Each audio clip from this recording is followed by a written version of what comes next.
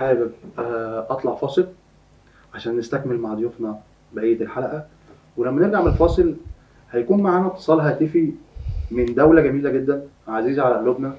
آه، أهل الدولة دي عمرنا ما حسينا إن هم بعيد عننا، دايما هم في قلوبنا ودايما إخوة لينا. آه، نقدر نقول إن هم مصريين وإحنا ليبيين. هيكون معانا اتصال من ليبيا مع الشاعرة وصاحبة الخواطر الأستاذة ساجدة نور الدين.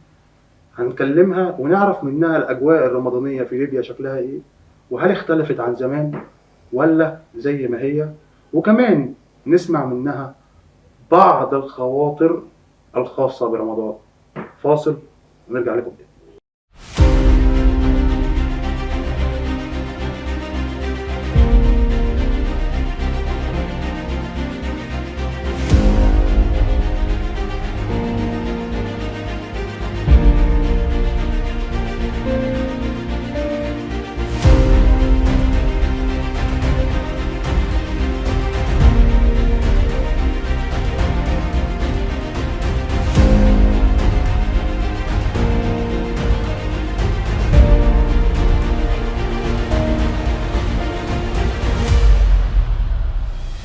ورجعنا لكم من الفاصل مع الأستاذة ساجدة من ليبيا. أهلا وسهلا بيك يا ساجدة.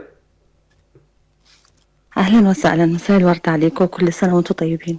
وانت بالصحة والسلامة. ساجدة، احنا كنا بنتكلم عن الأجواء الرمضانية وإيه الفرق ما بين الأجواء الرمضانية زمان في ليبيا والأجواء الرمضانية حاليا، وإيه اللي انتم مفتقدينه من زمان ومش موجود، وإيه اللي بقى زيادة على الأجواء الرمضانية الليبية دلوقتي.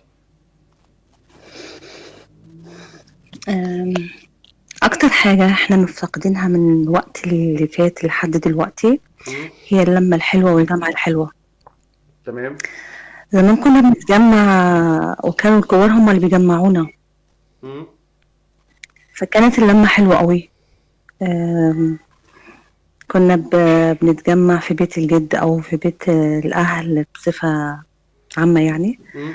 فما فيش دلوقتي الكلام ده، لأ، كل واحد دلوقتي مش عايز حد، كل واحد مع نفسه، كل واحد مع الفون بتاعه.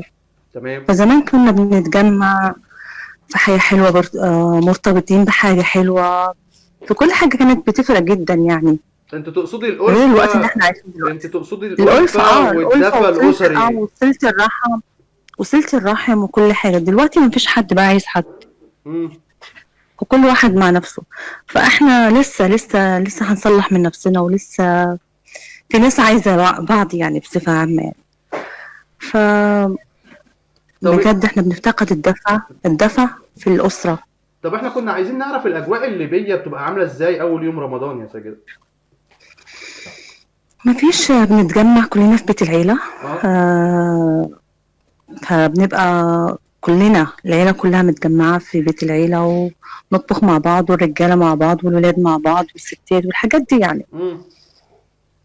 مم، طيب بس يعني انا كنت عارف ان انتي كاتبه حاجه لرمضان، كنا عايزين نسمعها عشان خاطر نسمعها على مسامع الساده المشاهدين في بدايه الشهر الكريم، فنقول لهم حاجه حلوه كده عن رمضان من خلالك. نقول ايه؟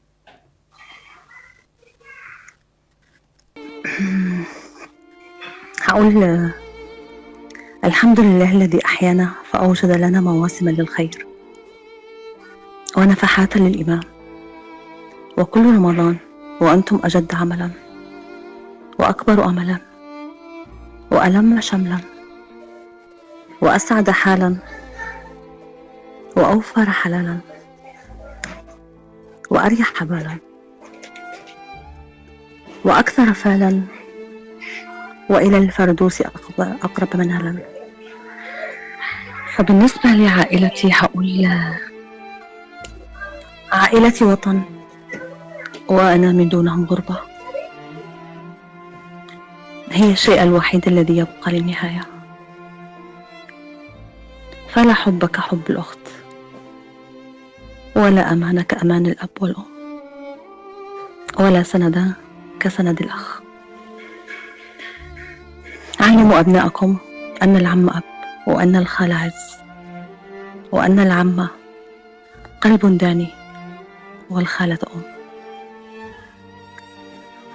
علموا أبناءكم أن الجد والجدة قطعة من القلب، وأن الأخ سند والأخت ضلع. أخبروهم أن لا حب يعادل حب العائلة، ولا تغرسوا فيهم الحقد والكره وقطيعة الرحم، فالتربية أمانة، ستكون مسؤولا عنها يوم القيامة. فدعونا نسترجع أيام طفولتنا الرائعة،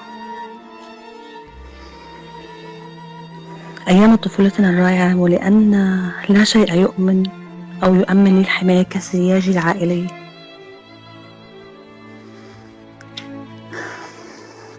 فبإمكاننا أن نجعلها أجمل من الماضي.